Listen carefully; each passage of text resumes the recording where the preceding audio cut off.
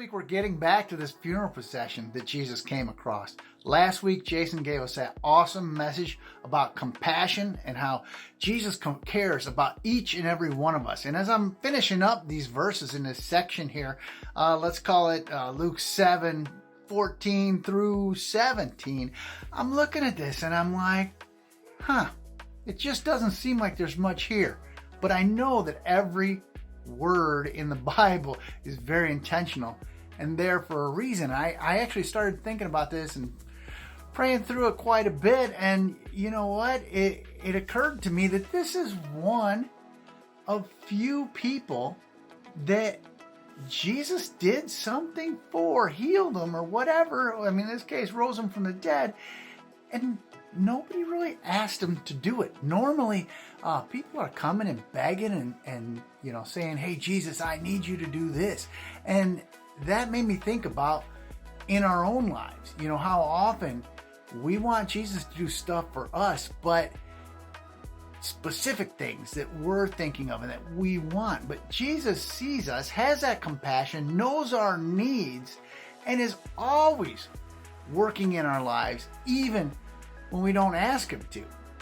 And thinking through that even more, there's this crowd here that, it says great fear swept the crowd as they saw this miracle that Jesus just before performed, and they praised God. And man, drilling down on that, right? God and Jesus is doing these things in our life, even when we don't ask for it.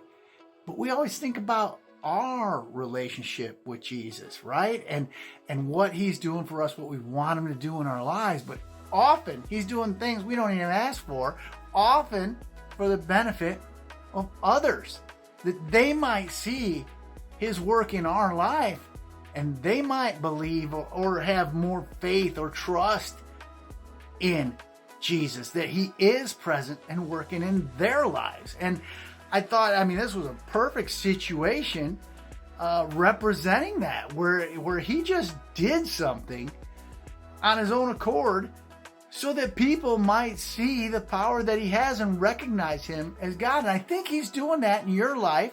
And I think he's doing that in my life every single day. And often we don't notice it because we're so focused on what we think Jesus' work in our life should look like. So just a little nugget to think about until next week.